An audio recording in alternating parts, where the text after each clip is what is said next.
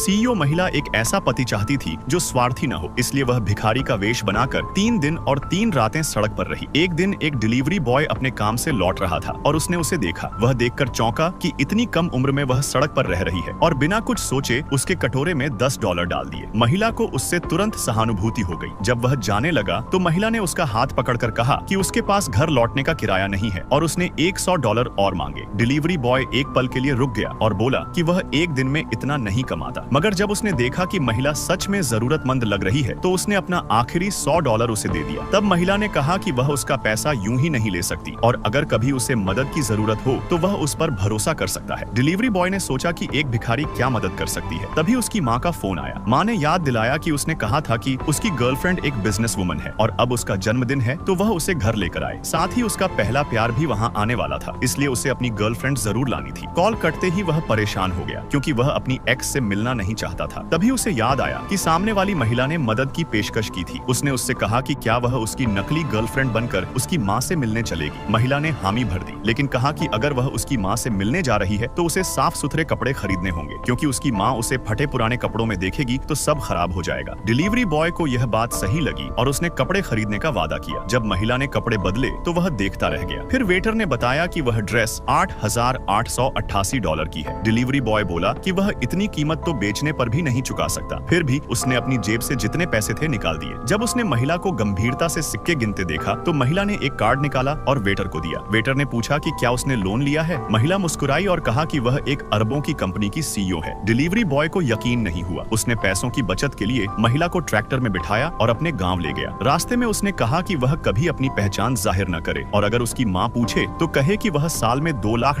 कमाती है और उसे सुअर काटना और भेड़ के मांस की हड्डी अलग करना आता है। फिर उसने उसे एक नकली विवाह प्रमाण पत्र दिया और दोनों घर पहुंचे। माँ ने बहू को देखकर खुशी जताई और उसकी अच्छी कदकाठी देखकर कहा कि वह 8 पोते देगी। तभी एक्स गर्लफ्रेंड वहाँ पहुंची और बिना कुछ कहे $5,000 का लिफाफा दिया और एक लग्जरी कार माँ को भेंट की। वह बोली, अब आप बाजार गाड़ी से जा सकेंगी, और कहा कि अब हम एक ही परिवार बनेंगे। लेकिन दूसरी महिला को देखकर उसने पूछा कि यह कौन है। डिलीवरी बॉय बोला कि यह उसकी नई गर्लफ्रेंड है और वे शादी कर चुके हैं। एक्स गुस्से में चिल्लाई कि वह उसे कैसे छोड़ सकता है जबकि वह भी एक कंपनी की मैनेजर है। माँ ने समझाने की कोशिश की और कहा कि उसकी नई बहू शहर की बड़ी बॉस है। एक्स ने हंसते हुए कहा कि उसने कभी उसे किसी बिजनेस इवेंट में नहीं देखा। फिर उसने महिला से पूछा कि उसकी कंपनी का नाम क्या है। महिला बोली कि वह ज्यादा मीटिंग्स में नहीं जाती। यह सुनकर एक्स को लगा कि वह कोई छोटी कंपनी की मालिक है और वह उसे अपमानित करने लगी। उसने डिलीवरी बॉय से कहा कि वह तुरंत तलाक ले और उससे वापस रिश्ता बनाए, क्योंकि अब वह साल में $1 मिलियन कमाती है और उसके पूरे परिवार को लग्जरी जिंदगी दे सकती है। तभी कुछ लोग वहाँ पहुँच गए।